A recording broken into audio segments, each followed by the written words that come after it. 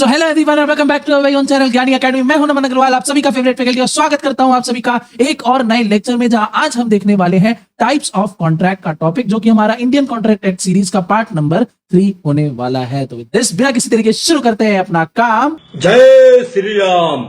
Okay, so before we begin भैया, जो students for the first time हमको देख रहे हैं उनको मैं बताना चाहूंगा, हमारे इस चैनल पे आपको इकोनॉमिक्स, मैनेजमेंट, बिजनेस कम्युनिकेशन और लॉ का एंटायर कोर्स फ्री में मिलने वाला है सीएमए फाउंडेशन न्यू सिलेबस के हिसाब से। तो मेक श्योर बाकी सब्जेक्ट्स भी अगर आपको पढ़ने हैं तो आप उसको देख लेना। दूसरी बात, इंडियन कॉन्ट्रैक्ट एक्ट का ये है पार्ट नंबर 3। इसके पहले ऑलरेडी अपन ने 2 पार्ट डाल के रख दिए हैं, तो अगर आपने बाई चांस उसको मिस कर दिया है तो मेरी ये रिकमेंडेशन आपको रहेगी कि प्लीज जाके पहले उन 2 पार्ट्स को देख लेना, तब जाके आज के इस लेक्चर में जो हम चीजें डिस्कस करने वाले हैं वो आपको अच्छी तरीके से समझ में आएगी, क्योंकि वो बार बार रिपीटेड टॉपिक्स हैं। तो जो रिपीटेड टॉपिक्स हैं उसको मैं थोड़ा सा स्पीड से लेके जाऊंगा, और जो नई चीजें हमको पढ़नी है उस पर मेरा ज्यादा फोकस होने वाला है। तो मेक श्योर कि अगर आपको इसके पहले के प्रीवियस के कंटेंट क्लियर नहीं है तो आप वो लेक्चर्स भी जाके देख सकते हो, जाना कहीं नहीं है। प्लेलिस्ट सेक्शन में जाओ, लॉ की डेडिकेटेड आपको प्लेलिस्ट मिल जाएगी, वहां पार्ट नंबर 1 और 2 दोनों देखो, और फिर इस पार्ट को आप एंजॉय करो, ठीक है।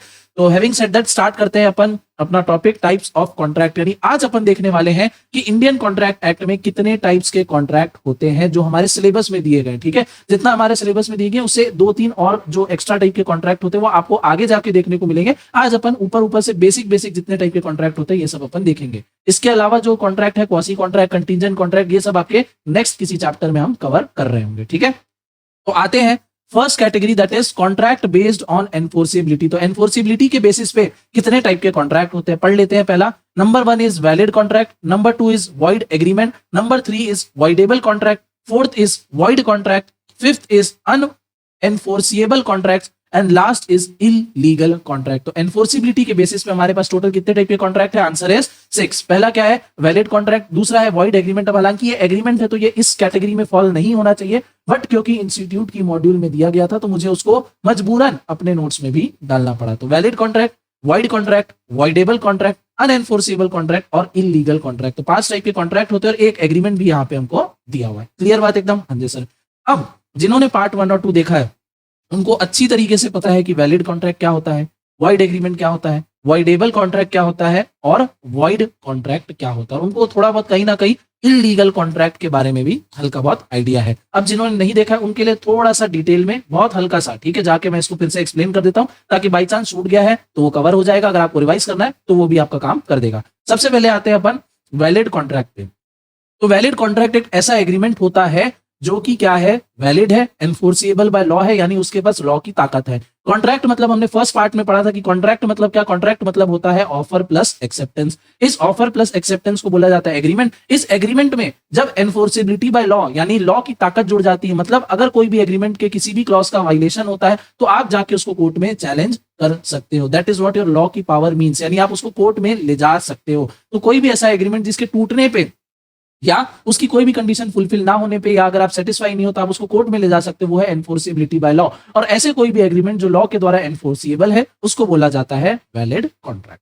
आगे, in other words, it satisfy all the requirements of a valid contract as laid down in the section 10। एक एसेंशियल एलिमेंट्स, ठीक है, एक वैलिड कॉन्ट्रैक्ट में कितने सारे एसेंशियल एलिमेंट्स होने चाहिए, सब अपने कवर किया है पार्ट नंबर 2 में। तो यहाँ पे वही बोल रहा है कि वैलिड कॉन्ट्रैक्ट में सेक्शन 10 में जितनी भी सारी कंडीशन है सब उसमें होती है। अब सेक्शन 10 में क्या दिया है वो पार्ट 2 में अपन ने पढ़ रखा है। अगर आपने उस लेक्चर को देख लिया तो कमेंट कर देना, कोई भी 4 कंडीशन कमेंट कर देना जो एक वैलिड कॉन्ट्रैक्ट में होनी चाहिए। आगे, if any of the essential requirements are missing it becomes a void contract. उस लेक्चर में भी मैंने बताया था कि सारी कंडीशन, सारे एलिमेंट्स होने चाहिए, एक भी गायब हो जाएगा इनमें से तो क्या हो जाएगा? कॉन्ट्रैक्ट जो है वो वॉइड हो जाएगा, वैलिड नहीं कहलाएगा। अब वॉइड एग्रीमेंट क्या है? तो an agreement not enforceable by law is said to be void. A void agreement has no legal consequences. अब क्या बोल रहा है? एग्रीमेंट जो एनफोर्सिएबल बाय लॉ नहीं है। अब एनफोर्सिएबल बाय लॉ नहीं है मतलब उसके पास लॉ की ताकत नहीं, आप उसको कोर्ट में ले जाके चैलेंज नहीं कर सकते। तो कोई भी ऐसा एग्रीमेंट जिसको तोड़ने पे आप कोर्ट नहीं जा सकते is known as void agreement.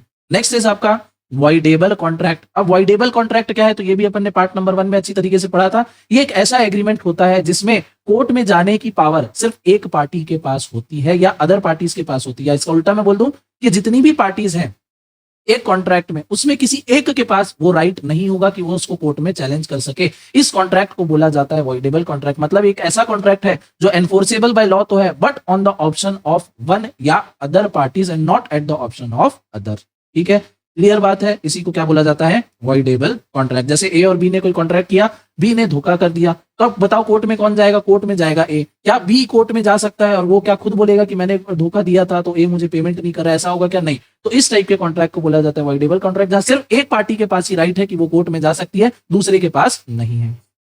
Next is आपका void कॉन्ट्रैक्ट। एक ऐसा contract that ceases to be enforceable by law becomes void when it ceases to be enforceable. अपन ने पढ़ा था अच्छी तरीके से कि हम कोई एक ऐसा एग्रीमेंट करते हैं जो एग्रीमेंट के स्टार्टिंग में तो वैलिड होता है, एग्रीमेंट के स्टार्टिंग में दैट इज 100% वैलिड, बट आगे जाके कुछ चीजें ऐसी हो जाती है जिससे वो कॉन्ट्रैक्ट क्या बन जाता है, वो एग्रीमेंट क्या बन जाता है? void। और जब एग्रीमेंट void हो गया तो वो कॉन्ट्रैक्ट क्या बन जाता है? अपना void कॉन्ट्रैक्ट। ठीक है, यानी कोई भी ऐसा एग्रीमेंट जो स्टार्टिंग में सही है बट आगे जाके कुछ ऐसा हुआ जिससे वो क्या हो गया? void हो गया, it is known as void contract. But कोई भी ऐसी चीज जो स्टार्टिंग से ही एनफोर्सेबल बाय लॉ नहीं है, that is known as void agreement. ठीक है, उसी को मैंने यहाँ पे रेड में हाईलाइट करके बताया है।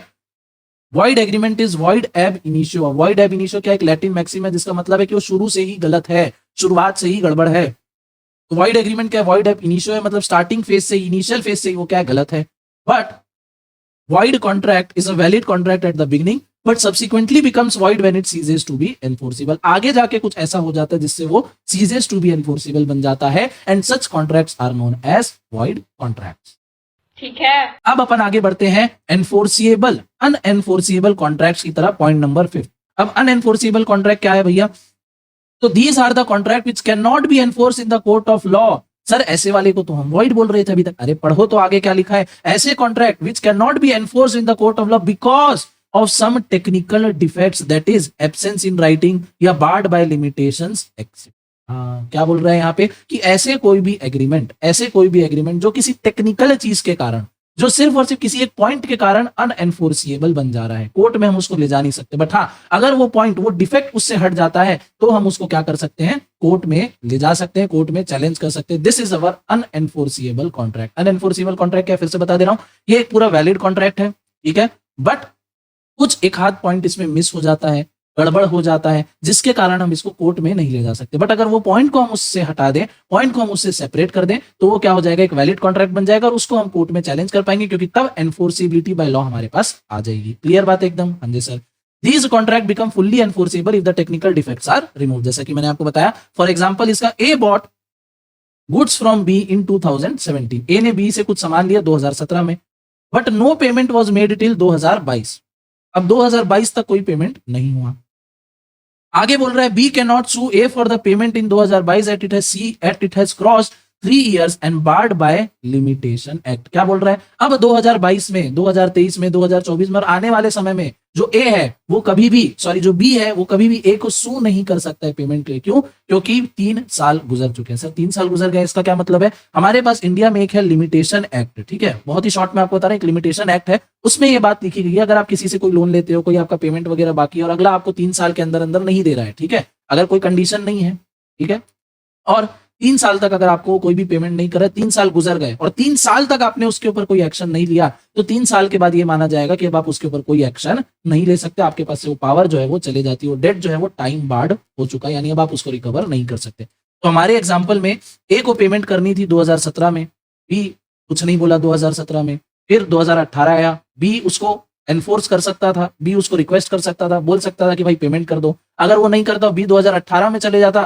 तो वो प्रॉपर वैलिड कॉन्ट्रैक्ट है और बी जा सकता था। बी 2018 में भी चुप रहा, फिर 2019 आया, बी उसमें भी चुप रहा, 2020 आया, बी उसमें भी चुप रहा। अब लॉ ही ये बोलता है कि अगर तुम ही इतने टाइम से चुप थे तो अब हम तुम्हारी आवाज क्यों बने? अगर तुम खुद ही अवेयर नहीं हो कि तुमको पैसा लेना है, पेमेंट लेना है, नहीं तो नुकसान हो जाएगा, तो अब एक सर्टेन पीरियड ऑफ टाइम के बाद हम भी तुम्हारी हेल्प नहीं करेंगे। अगर तुम तब सो रहे थे तो अब जागे हो, तो अब हम तुम्हारा अलार्म क्लॉक बिल्कुल नहीं बनेंगे, अभी भी सोते रहो और डेट को भूल जाओ। क्लियर बात है एकदम? हाँ जी sir.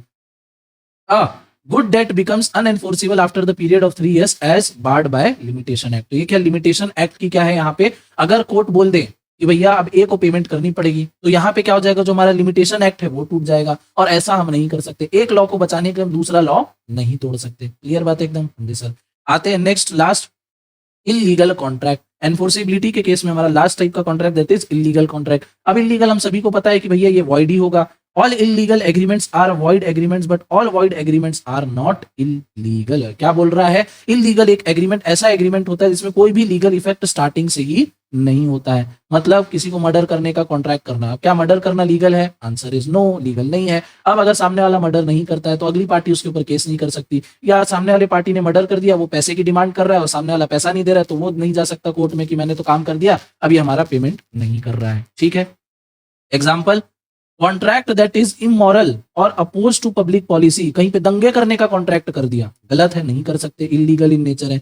Similarly, if R agrees with S to purchase brown sugar, it is an illegal agreement. ध्यान देना, ब्राउन शुगर की बात हो रही है, नॉर्मल जो हम यूज करते हैं वो वाला शुगर नहीं है, ब्राउन शुगर कुछ अलग ही चीज होता है। थोड़ा सा आइडिया देने के लिए मैंने यहाँ पे फोटो लगा दी है कि किस चीजों की तरफ संकेत मैं करना चाह रहा हूं। तो इस टाइप का कोई भी कॉन्ट्रैक्ट करना भैया जो इमोरल है, पब्लिक पॉलिसी के विरुद्ध है, वो क्या है, एक इलीगल एग्रीमेंट हो जाता है, वॉइड हो जाता है, आपके पास लॉ की एनफोर्सिबिलिटी नहीं है। बट ये चीज हमको ध्यान रखनी है कि सारे इलीगल एग्रीमेंट क्या है, वॉइड है, बट हर वॉइड एग्रीमेंट इलीगल नहीं होता। ये लाइन को मन में बैठा लो, direct cut copy paste question बन सकता है एग्जाम में।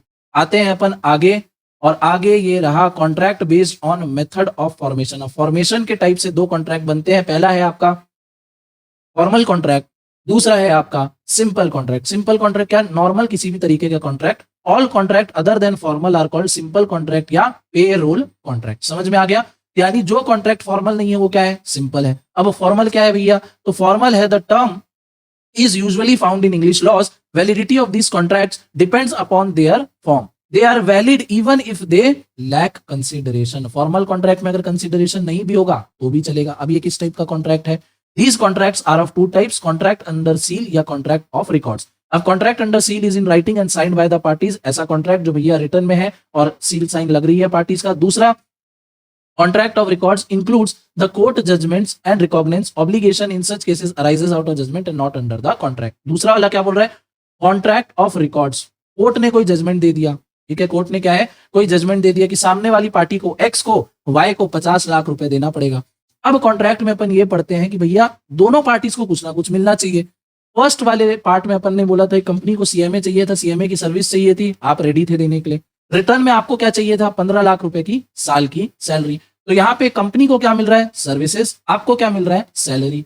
बट कोर्ट ने क्या ऑर्डर किया एक्स को कि आपको वाई को एज अ कंपनसेशन क्या देना पड़ेगा, 50 लाख रुपए पे करना पड़ेगा। अब इसमें एक्स को तो पैसे देने पड़ रहे हैं, बट एक्स को रिटर्न में कुछ मिल रहा है क्या, आंसर इज नो। अब आप बोलोगे कि ये कैसा कॉन्ट्रैक्ट हुआ जहां पे एक को तो मिल रहा है दूसरे को नहीं मिल रहा है। इसी को बोला जाता है फॉर्मल कॉन्ट्रैक्ट, यानी जहां पे कंसिडरेशन की कमी भी हो, लैक ऑफ कंसिडरेशन भी हो, एक पार्टी को रिटर्न में कुछ ना भी मिल रहा हो तो भी वो वैलिड होता है, और ऐसी कॉन्ट्रैक्ट को क्या बोलते हैं, फॉर्मल कॉन्ट्रैक्ट। एग्जांपल क्या है, कोर्ट के जजमेंट्स। अब कोर्ट के जजमेंट्स क्या होते हैं, जनरली देखा गया है कि वन साइडेड होते हैं। वन साइडेड मतलब एक पार्टी को प्रॉपर बेनिफिट होता है और दूसरे ने जिसने गलत काम किया है उसको लॉस होता है। क्लियर बात है एकदम? हाँ जी सर। तो ऐसे कॉन्ट्रैक्ट क्या हो गए, फॉर्मल कॉन्ट्रैक्ट्स। नेक्स्ट इज आपका contract based on extent of performance. अब परफॉर्मेंस के बेसिस पे दो टाइप के कॉन्ट्रैक्ट्स, पहला है एग्जीक्यूटेड कॉन्ट्रैक्ट्स, दूसरा है एग्जीक्यूटरी कॉन्ट्रैक्ट्स। अब नाम से ही समझ में आ रहा है एग्जीक्यूटेड कॉन्ट्रैक्ट्स। एग्जीक्यूटेड कॉन्ट्रैक्ट्स मतलब क्या, one which has been completely completed by the both parties. अब एक कॉन्ट्रैक्ट में दो पार्टी होती है, दोनों की कुछ ना कुछ ऑब्लिगेशन होती है, ए ने ऑब्लिगेशन पूरी कर दी, बी ने भी अपनी ऑब्लिगेशन पूरी कर दी, कॉन्ट्रैक्ट क्या हो गया, खत्म। ऐसे कॉन्ट्रैक्ट को बोला जाता है एग्जीक्यूटेड कॉन्ट्रैक्ट। ऐसा कॉन्ट्रैक्ट जहां दोनों पार्टीज ने अपनी अपनी ऑब्लिगेशन पूरी कर ली और contracts come to an end हो जाता है, उसको बोला जाएगा एग्जीक्यूटेड कॉन्ट्रैक्ट्स। वहीं उसी का अपोजिट एग्जीक्यूटरी कॉन्ट्रैक्ट, ऐसा कॉन्ट्रैक्ट जो क्या है, होली अनपरफॉर्म्ड है। होली क्या है, अनपरफॉर्म्ड है। If one party has performed his obligation but the other party is not yet completed his obligation on the contract still remains a executory contract. executed contract क्या है, दोनों पार्टीज ने अपना काम कर दिया। executory contract क्या है, दोनों ही पार्टीज ने अभी तक अपना काम नहीं किया, दोनों पार्टीज को अभी तक अपना काम करना है, मेन यही है। दूसरा आगे जाके हमको पता चलता है कि अगर इवन इफ एक पार्टी ने अपना काम कर दिया है, एक पार्टी ने अपनी ऑब्लिगेशन फुलफिल कर दी, दूसरे ने नहीं कही है, तब भी उसको क्या बोलेंगे, एग्जीक्यूटरी कॉन्ट्रैक्ट बोलेंगे। बट इसके लिए एक और टर्म है, एक और टाइप का टर्मिनोलॉजी इसके लिए यूज किया जाता है। अगर एक ने अपना काम कर दिया दूसरे ने नहीं किया है, वो अपन आगे देखेंगे, and that is contracts based on obligation, जिसमें पहला है आपका यूनिलैटरल कॉन्ट्रैक्ट। यूनिलैटरल कॉन्ट्रैक्ट क्या, it is a one sided contract in which one party has performed his duty or obligation and the other party's obligation is outstanding. Under this type of contract there is an obligation on the part of only one party when the contract is concluded. Unilateral contract, एक party ने अपना काम कर दिया, दूसरे को करना बाकी है, ये क्या हो गया, यूनिलैटरल कॉन्ट्रैक्ट। बाइलैटरल कॉन्ट्रैक्ट क्या हो गया, यहाँ पे obligation is outstanding on the part of both the parties to the contract, दोनों ही पार्टी ने अपना काम नहीं किया, बाइलैटरल कॉन्ट्रैक्ट।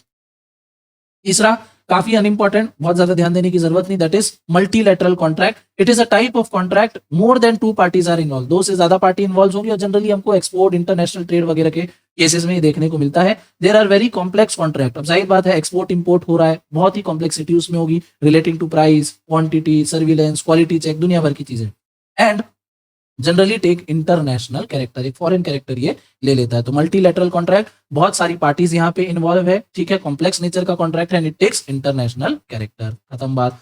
आते हैं लास्ट टाइप ऑफ कॉन्ट्रैक्ट में, that is contract based on mode of creation. क्या? Contract based on mode of creation. अब कितने टाइप से कॉन्ट्रैक्ट को क्रिएट किया जाता है? पहला है एक्सप्रेस कॉन्ट्रैक्ट, दूसरा implied contract, third is E contract. E contract के ऊपर तो भैया डेडिकेटेड एक चैप्टर है आपके सीएमए फाउंडेशन के करिकुलम में, डेडिकेटेड चैप्टर है ई कॉन्ट्रैक्ट के बारे में। अभी तो आपको यहाँ पे छोटा सा क्या बोलते हैं, ट्रेलर भी नहीं है तो टीजर है, पूरी पिक्चर अभी आएगी, काफी इजी है, 2-3 पेज का छोटा सा वो चैप्टर है, आराम से आपको समझ में आएगा। यहाँ पे अभी शॉर्ट में समझ लो क्या है ई कॉन्ट्रैक्ट।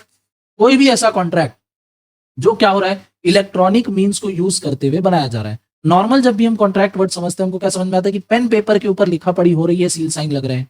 बट मान लो कोई पार्टीज हैं जो बहुत दूर बैठी है, एक बैठी है दिल्ली में, दूसरी बैठी है चेन्नई में, अब बहुत दूर है। अब जब तक ये फिजिकल कॉन्ट्रैक्ट भेजेंगे, ये दोनों पार्टी साइन करेगी, टर्म समझेंगे, बहुत टाइम हो जाएगा। अगर हमको चीजें अर्जेंट में चाहिए, तुरंत चाहिए, तो क्या होगा यहाँ पे, तो ई कॉन्ट्रैक्ट के थ्रू यहाँ पे काम हो जाएगा। एक पार्टी ईमेल के थ्रू या अपनी वेबसाइट के थ्रू या और किसी अदर मीडियम से किसी पार्टी को क्या कॉन्ट्रैक्ट भेजेगी, कौन से टर्म में, इलेक्ट्रॉनिक टर्म्स में। फिजिकली तो नहीं भेजेगी, फिजिकली भेजेगी तो नॉर्मल कॉन्ट्रैक्ट हो जाएगा। इलेक्ट्रॉनिक मीन्स में क्या हो जाएगा, हमको हमारे कंप्यूटर मोबाइल स्क्रीन के ऊपर वो कॉन्ट्रैक्ट जो है दिखेगा, उसकी पीडीएफ दिखेगी। अब हमको क्या करना है, इलेक्ट्रॉनिक मीन्स का ही यूज करते हुए उसमें अपने क्या कर देने, सिग्नेचर, डिजिटल सिग्नेचर कर देंगे अपन, और क्या हो गया, कॉन्ट्रैक्ट हमारा बन गया। तो कोई भी ऐसा कॉन्ट्रैक्ट जो यूज हो कर रहा है इलेक्ट्रॉनिक मीन्स को, ठीक है, जो यूज कर रहा है इलेक्ट्रॉनिक मीन्स को, जनरेट कर रहे हैं, साइन कर रहे हैं, ठीक है, ट्रांसफर कर रहे हैं, वो क्या हो गया, अपना ई कॉन्ट्रैक्ट। पढ़ लेते हैं फटाफट से।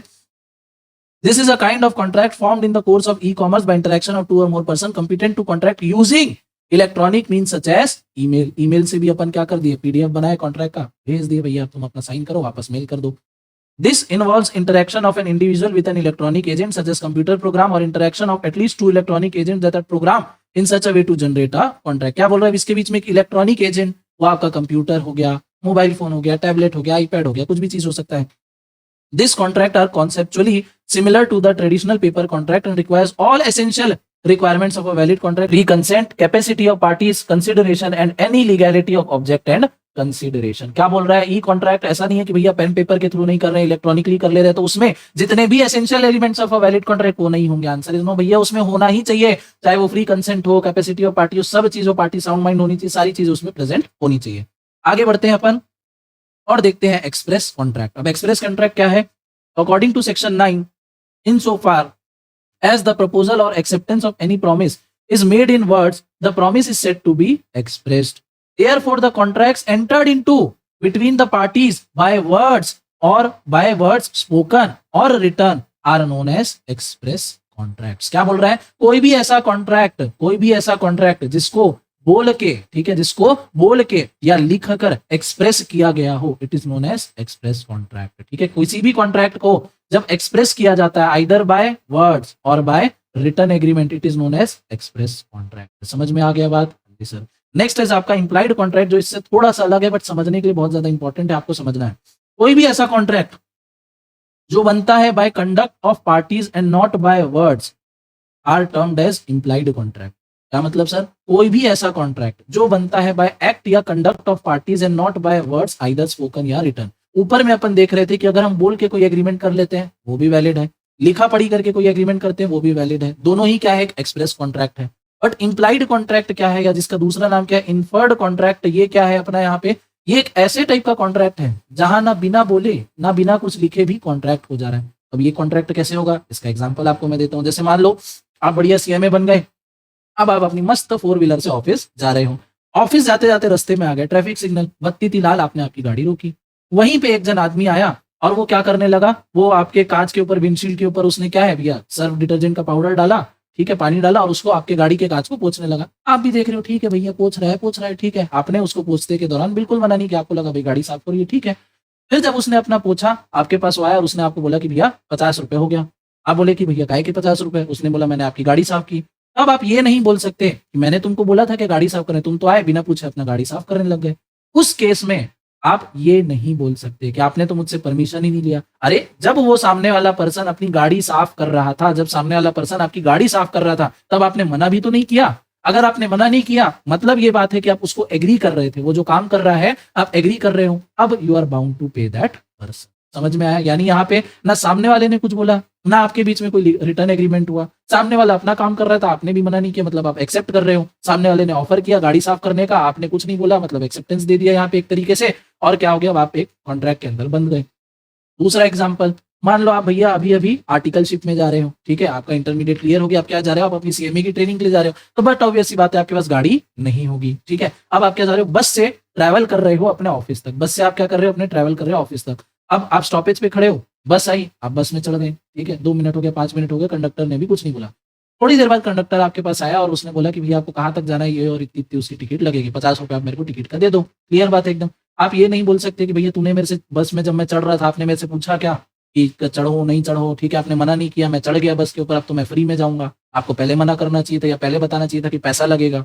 ठीक, ऐसा तो नहीं होता। सिंपल सी बात है, जो नॉर्मल रूटीन डेली लाइफ की चीजें हैं, ठीक है। अब आप बस में चढ़ गए हो, मतलब आप एग्री कर रहे हो कि भैया आपको बस की जो सर्विसेज है वो चाहिए। अब अगर आपको सर्विसेज चाहिए तो आपको उसका पेमेंट भी करना पड़ेगा। क्यों? क्योंकि अब आप एक इम्प्लाइड कॉन्ट्रैक्ट के अंदर में बंध चुके हो। यहाँ पे बस वाले ने भी कुछ नहीं बोला, आपने भी कुछ नहीं बोला, कोई रिटर्न एग्रीमेंट भी नहीं हुआ, बट क्योंकि आपका काम ऐसा था, ठीक है, आपके एक्ट से, आपके कंडक्ट से ये जाहिर हुआ कि आप भाई सर्विसेज लेने को तैयार हो। अब बट ऑब्वियस बात है, सामने वाला अगर कोई सर्विसेज दे रहा है तो वो आपसे उसका चार्ज भी करेगा, तो सामने वाला चार्ज भी करेगा, ठीक है। तो आपके एक्ट से, आपके कंडक्ट से आप क्या है, आप एक कॉन्ट्रैक्ट के अंदर में बंध जाते हो। जब कोई ऐसा काम होता है, it is known as implied contract, ठीक है, ना वर्ड्स में ना रिटर्न में, ठीक है। क्या हो गया, बट फिर भी हम एक कॉन्ट्रैक्ट में बन गए, and this is known as implied contract. Express क्या, आपको एक्सप्रेस करना पड़ेगा, बोलना पड़ेगा, लिखा पढ़ी करनी पड़ेगी, तब जाके उसको एक्सप्रेस कॉन्ट्रैक्ट बोलेंगे। बट बिना बोले लिखा पढ़ी किए अगर आप एक किसी की सर्विस ले लेते हो, ठीक है, तो आप उसके साथ एक कॉन्ट्रैक्ट में बन जा रहे हो। क्लियर बात है एकदम? हाँ जी सर। ई कॉन्ट्रैक्ट अपन ने समझ लिया, और इसी के साथ हमारा आज का जो टारगेट था, जो आज का हमारा टॉपिक था, वो खत्म होता है। नीचे अपने को दिख रहा है ऑफर एंड एक्सेप्टेंस का टॉपिक, जिसको हम कवर कर रहे होंगे नेक्स्ट लेक्चर में। तो ऑन दिस नोट आज के इस लेक्चर को मैं यहीं पे एंड करूंगा। आप एंड तक बने रहे, अपना वैल्यूएबल टाइम देने के लिए दिल से धन्यवाद।